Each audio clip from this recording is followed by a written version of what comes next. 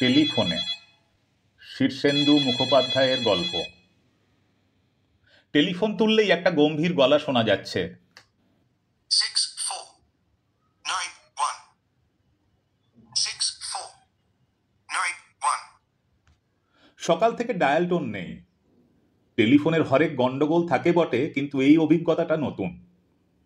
গলাটা খুবই যান্ত্রিক এবং গম্ভীর, খুব উদাসীন। 6491 6491। প্রদীপের কয়েকটা জরুরি টেলিফোন করার ছিল, করতে পারল না। কিন্তু কথা হলো, একটা অদ্ভুত কণ্ঠস্বর কেবল বারবার 4টে সংখ্যা উচ্চারণ করছে কেন? এর কারণ কি? ঘড়ির সময় জানার জন্যে বিশেষ নম্বর ডায়াল করলে একটা যান্ত্রিক কণ্ঠে সময়ের ঘোষণা শোনা যায়, কিন্তু এ তো তা নয়। মিনিটে মিনিটে সময়ের ঘোষণা বদলে যায়, কিন্তু এই ঘোষণা বদলাচ্ছে না। অফিসে এসে সে তার স্টেনোগ্রাফারকে ডেকে টেলিফোনের ত্রুটিটা এক্সচেঞ্জে জানাতে বলল। তারপর কাজকর্ম নিয়ে ব্যস্ত হয়ে পড়ল। সে একটা মাল্টিন্যাশনাল কোম্পানির বড় অফিসার। বহু বছর দিল্লিতে ছিল, সম্প্রতি কলকাতায় বদলি হয়ে এসেছে। কোম্পানি তাকে বাড়ি, গাড়ি ও টেলিফোন দিয়েছে। তার আগে এই পদে ছিলেন কুরুপ্পু নামে দক্ষিণ ভারতের একজন লোক। তিনি রিটায়ার করার পর দেশে ফিরে গিয়ে ফুলের চাষ করছেন বলে শুনেছে প্রদীপ। খুবই দক্ষ, অভিজ্ঞ মানুষ ছিলেন তিনি। রিটায়ার করার পর বয়স হলেও কোম্পানি তাকে ছাড়তে চায়নি, বরং আরও বড় পোস্ট দিয়ে ধরে রাখতে চেয়েছিল। কুরুপ্পু অবশ্য রাজি হননি। দুপুরে লাঞ্চের আগে সে একটা পার্টিকে বকেয়া বিলের জন্যে তাগাদা করতে গিয়ে টেলিফোন তুলে ডায়ালের প্রথম নাম্বারটা টিপতেই আচমকা সেই উদাসীন, গম্ভীর, যান্ত্রিক কণ্ঠস্বর শুনতে পেল। 6491। তারপরই অবশ্য কণ্ঠস্বর থেমে গেল। প্রদীপ খুবই অবাক হলো। সামলে নিয়ে বাকি নম্বর ডায়াল করতে রিং বাজল এবং ওপাশে একজন ফোনও ধরল। প্রয়োজনীয় কথা সেরে নিয়ে প্রদীপ খুব চিন্তিতভাবে অফিসের ইলেকট্রনিক টেলিফোনটার দিকে তাকিয়ে রইল। এই ফোনে ওই কণ্ঠস্বরটা এলো কি করে?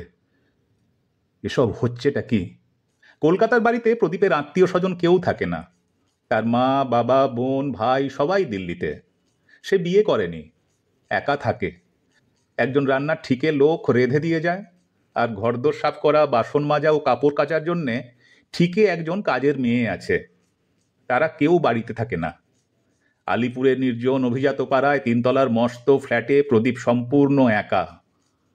তবু প্রদীপ হঠাৎ ফ্ল্যাটের নম্বর ডায়াল করল এবং শুনতে পেল ওপাশে রিং হচ্ছে।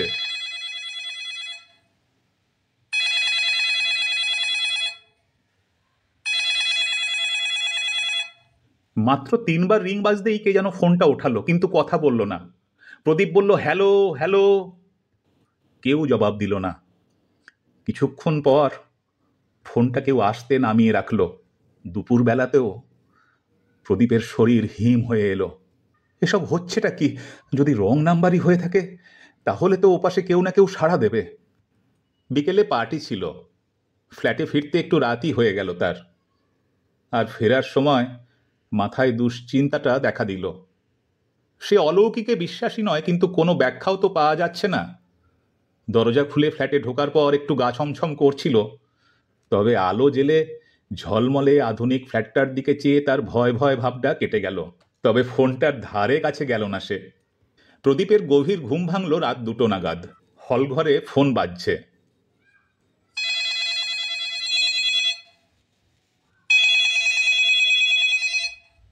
ঘুম চোখে সে তরাক করে লাফিয়ে ওঠে। দিল্লিতে মা বাবার শরীর খারাপ হলো না তো? ফোন ধরতেই শিউরে উঠল সে।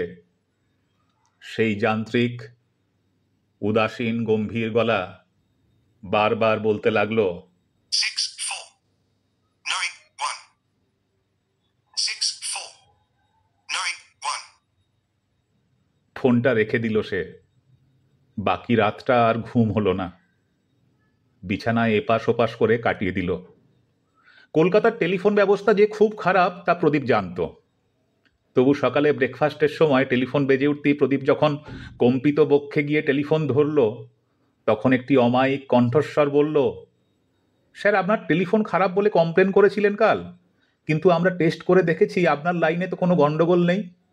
লাইন তো চালু আছে, কিন্তু আমি যে টেলিফোনে এক অদ্ভুত গলা শুনতে পাচ্ছি। হয়তো ক্রস কানেকশন হয়ে যাচ্ছে। আমাদের যন্ত্রপাতি সব বহু পুরনো, তাই মাঝে মাঝে ওরকম হয়। আপনি ডায়াল করে দেখুন, এখন লাইন ঠিক আছে।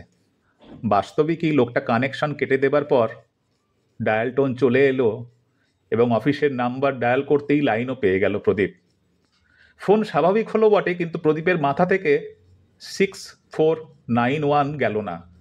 কাজকর্মের ব্যস্ততার ফাঁকে ফাঁকে নম্বরটা মনে পড়তে লাগলো। এক আধবার প্যাডে নাম্বারটা লিখেও ফেললো। বিকেলের দিকে কয়েকটা চিঠি সই করতে গিয়ে হঠাৎ চিঠির ওপর টাইপ করা ফাইলটা রাখতে গিয়ে সে একটু চমকে উঠল। ফাইলের ওপর লেখা 2491, অর্থাৎ 91 সালের 2রা এপ্রিল। 6491 মানে কি এপ্রিলের 6 তারিখ? কথাটা প্রদীপের মাথার মধ্যে টিকটিক করতে লাগলো। অফিস থেকে বেরিয়ে সে গেল একটা ক্লাবে টেনিস খেলতে। তারপর একটা হোটেলে রাতে খাবার খেয়ে ফ্ল্যাটে ফিরে এলো। টেনিস খেলার ফলে ক্লান্ত শরীরে খুব ঘুম পাচ্ছিল। শোয়ার আগে সে সভয়ে টেলিফোনটার দিকে চেয়ে রইল। দিল্লিতে ফোন করে মা বাবার একটা খবর নেওয়া দরকার। ফোন করাটা উচিত হবে কি? যদি আবার না, ফোন তুলে ডায়াল টোনই পাওয়া গেল। দিল্লির লাইনও পেয়ে গেল একবারেই। মা বাবা ভাই ও বোনের সঙ্গে বেশ কিছুক্ষণ কথা বলে মনটা হালকা লাগলো, আর শুয়েই তাই ঘুমিয়ে পড়ল। 3-4 দিন আর কোনো অস্বাভাবিক ঘটনা ঘটল না। টেলিফোনও স্বাভাবিক। দুশ্চিন্তা বা উদ্বেগটাও আস্তে আস্তে সরে যেতে লাগলো মন থেকে। কিন্তু রবিবার সকালে গল্ফ খেলতে যাওয়ার জন্য যখন তৈরি হচ্ছিল প্রদীপ, হঠাৎ টেলিফোনটা বেজে উঠল। প্রদীপ অন্যমনস্কভাবে টেলিফোন তুলতেই সেই অবিস্মরণীয় যান্ত্রিক কণ্ঠস্বর শোনা গেল। This is the day. This is the day. This is the day. সকালের আলোর মধ্যেও হঠাৎ হিম হয়ে গেল প্রদীপ। চিৎকার করে বলল, what is the meaning of it? কণ্ঠস্বর বলে যেতে লাগলো। This is the day. This is the day. প্রদীপ চিৎকার করে ধমকালো, দু একটা নির্দোষ গালাগালও দিল, কাকুতি মিনতি করল, কিন্তু কণ্ঠস্বরের অধিকারী ওই একটা বাক্যই উচ্চারণ করে গেল। এপ্রিলের কলকাতা এমনিতেই গরম। ফোনে চেঁচামেচির পর আরও ঘেমে উঠল সে। ফোনটা রেখে কিছুক্ষণ ঝিম মেরে বসে রইল। এর মানে কি? হঠাৎ খেয়াল হলো আজ এপ্রিলের 6 তারিখ, 6491। আজকের দিনটা সম্পর্কে কেউ তাকে কিছু বলতে চাইছে। কি বিশেষত্ব এই দিনটার? আজ তো চমৎকার একটা দিন। আজ সারাদিন তার দারুণ প্রোগ্রাম। তাদের অফিসের সবচেয়ে বড় ক্লায়েন্ট মান্টু সিং সরখেরিয়ার আমন্ত্রণে তারা আজ যাচ্ছে কলকাতার বাইরে দিল্লি হাইওয়ের কাছে সরখেরিয়ার বিশাল বাগান বাড়িতে। সকালে সেখানে গল্ফ আর টেনিসের আয়োজন, দুপুরে বিশাল লাঞ্চ, সন্ধেবেলায় হাইটি, তারপরেও গান বাজনা হবে। একেবারে ডিনার সেরে ফেরার কথা। এমন চমৎকার মজায় ভরা দিনটা নিয়ে চিন্তা করার কি আছে? ফুরফুরে হাওয়ায় হাওড়া ব্রিজ পেরিয়ে দিল্লি রোড হয়ে সরখেরিয়ার বাগান বাড়িতে পৌঁছানোর সময় দুশ্চিন্তাটা কখন উবে গেল। অনেক অতিথি জড়ো হয়েছে, হাসি হট্টগোল হচ্ছে। গল্ফ কিট নিয়ে বেরিয়ে পড়ল প্রদীপ, এক কাপ কফি খেয়েই। সরখেরিয়ার খামারের পাশেই গল্ফের বিশাল মাঠ, মাঝে মধ্যে ঝোপ জঙ্গল জলা। অনেক খেলোয়াড় জড়ো হয়েছেন। খেলতে খেলতে সব দুশ্চিন্তা সরে গেল মাথা থেকে। বলটা একটা ঝোপ জঙ্গলের মধ্যে গিয়ে পড়েছিল। প্রদীপ বল খুঁজতে সেখানে ঢুকল। জায়গাটা যেন অন্ধকার এবং দুর্গম, কিন্তু জঙ্গলটা এমন জায়গায় যে গর্ত পর্যন্ত যেতে হলে এই জঙ্গলটি পেরোতেই হবে। সেই জঙ্গলে নিচু হয়ে বলটা খোঁজবার সময় আচমকাই একটা দুরাগত কণ্ঠ যান্ত্রিকভাবে হঠাৎ বলে উঠল, This is the day. This is the day. সন্দেহজনক কিছু নয়, কিন্তু হঠাৎ প্রদীপের ষষ্ঠ ইন্দ্রিয়ই যেন কিছু জানান দিল। সে বিদ্যুৎ গতিতে মাটিতে উপুর হয়ে শুয়ে পড়ল, আর সঙ্গে সঙ্গেই বজ্রপাতের মতো একটা বন্দুকের শব্দ হলো। গাছের গোটা কয়েক ডাল প্রচণ্ড শক্তিশালী বুলেটের ঘায়ে ভেঙে পড়ল। তারপরই একজোড়া পায়ে দ্রুত পালানোর শব্দ। প্রদীপ যখন উঠে বসল, তখন খানিকটা হতভম্ব হয়ে চারিদিক দেখল সে। কেউ তাকে মারার চেষ্টা করেছিল, কিন্তু খুবই সামান্যের জন্য সে বেঁচে গেছে। উঠে গায়ের ধুলোটুলো ঝেড়ে চারিদিক দেখল সে। তাকে কে মারতে চায়, কেনই বা? বন্দুকের শব্দ শুনে কেউ ছুটে আসেনি। তার কারণ আশেপাশে অনেকেই শিকারে বেরিয়েছে। বন্দুকের শব্দও হচ্ছে আশেপাশে। সারাদিনটা খুব অন্যমনস্কভাবে কেটে গেল প্রদীপের। ঘটনাটার কথা সে আর কারো কাছে প্রকাশ করল না। রাতে বাড়ি ফিরে সে টেলিফোনটার দিকে চেয়ে রইল কিছুক্ষণ। টেলিফোনে এই দিনটার পূর্বাভাস দেয়া হচ্ছিল তাকে, কিন্তু কেন? কে দিচ্ছিল? রাত 10:30 নাগাদ টেলিফোন বেজে উঠল। সভয়ে টেলিফোন ধরল প্রদীপ। হ্যালো। ওপাশ থেকে একটি ভরাট গলা তার নম্বরটা উচ্চারণ করে ইংরেজিতে জিজ্ঞেস করল, এই নম্বর তো? হ্যাঁ, আপনি কে? আমি কুরুপ্পু। আপনি কে? প্রদীপ রায়। ও হ্যাঁ, আমি আপনার নাম জানি, দিল্লিতে ছিলেন। শুনুন, জরুরি একটা কথা আছে।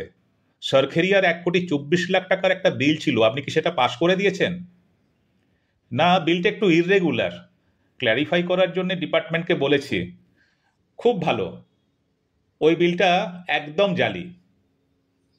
কিন্তু বিলটা আটকালে আপনার বিপদ হতে পারে। সরখেরিয়া বিপজ্জনক লোক। বোধহয় আপনি ঠিকই বলেছেন, আজ কেউ আমাকে খুন করার চেষ্টা করছিল। হ্যাঁ, এরকম ঘটনা আরও ঘটতে পারে, কিন্তু ভয় পাবেন না। টেলিফোনটার দিকে মনোযোগী থাকবেন। এইবার প্রদীপ চমকে উঠে বলল, হ্যাঁ, টেলিফোনেও একটা অদ্ভুত কাণ্ড হচ্ছে। কুরুপ্পু স্নিগ্ধ গলায় বললেন, জানি মিস্টার রায়। ভূত মাত্রেই কিন্তু খারাপ নয়। অন্তত ওই ফ্ল্যাটটায় যে থাকে সে খুবই বন্ধুভূত। তাকে অবহেলা বা উপেক্ষা করবেন না, ভয়ও পাবেন না। তাহলেই নিরাপদে থাকতে পারবেন। বিপদের আগেই সে সাবধান করে দেয়, আমাকেও দিত।